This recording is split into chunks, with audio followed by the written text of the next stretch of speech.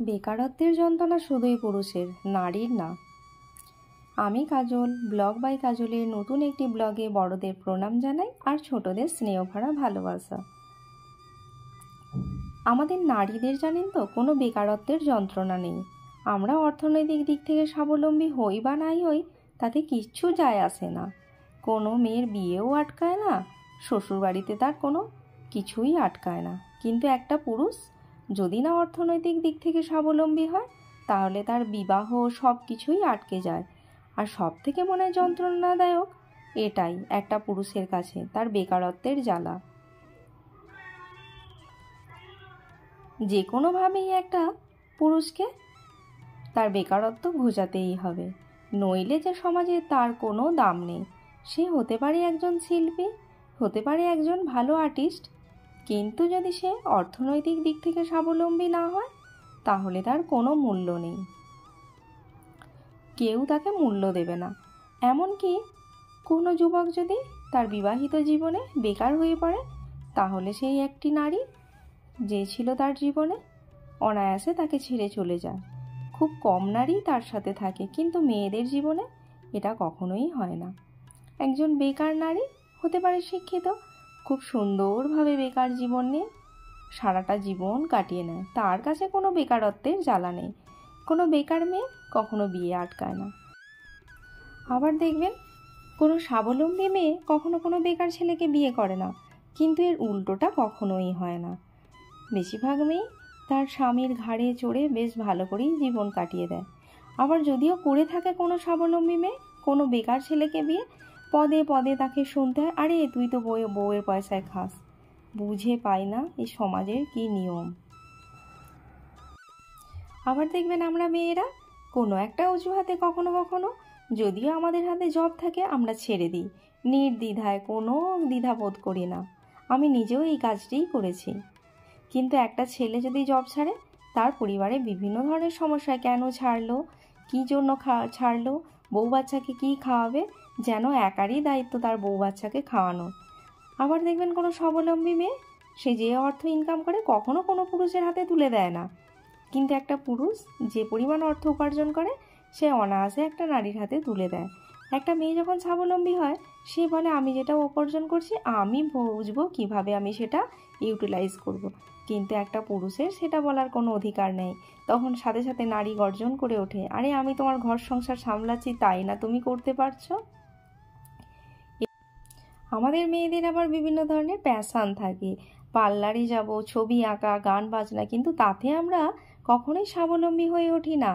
তাও আমাদের কত গুণ, কিন্তু একটা পুরুষ যদি এই সমস্ত কর্মকাণ্ড করে ওঠে তাহলে তাকে বলা হয় আরে ভবঘুরে বাবার পয়সা ফোটায়। এটাই হচ্ছে সমাজ ব্যবস্থা।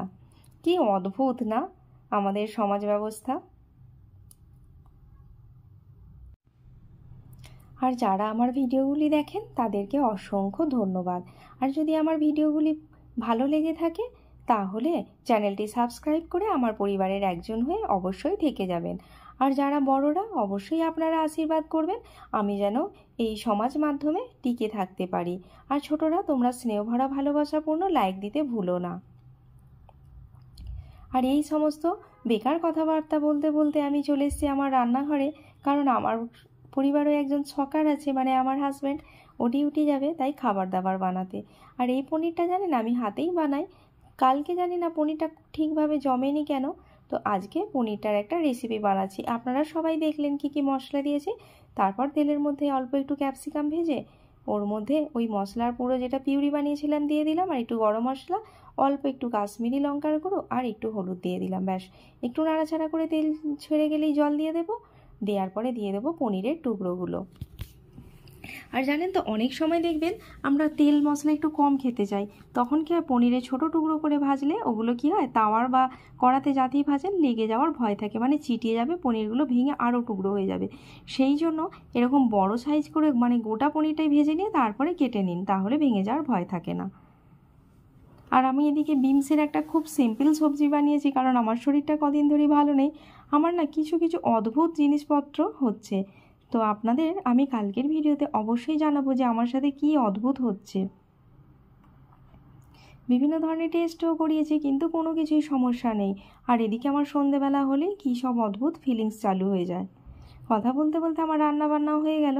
আর এদিকে আমার হাজব্যান্ড অফিস যাবে, সেই জন্য টিফিন বক্সটা প্যাক করে দিচ্ছি।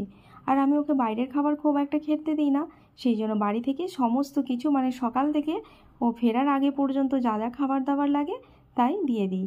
এটা লাঞ্চের খাবার, সবজি আর ভাত দিয়ে দিয়েছি। আর পনিরটা দিয়েছি, ও গিয়ে ব্রেকফাস্ট করবে।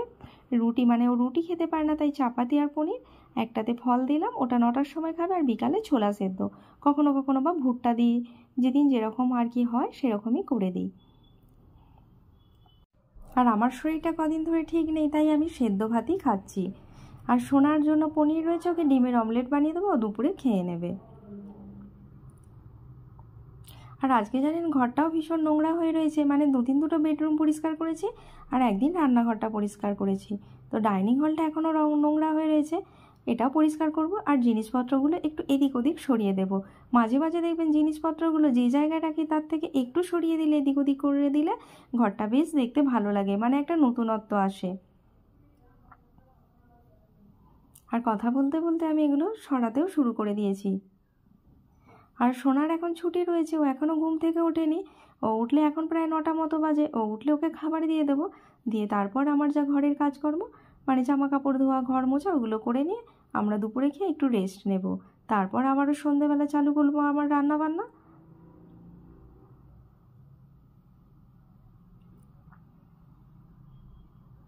আজকে আমাদের মেনু বললাম না, সেদ্ধ ভাত।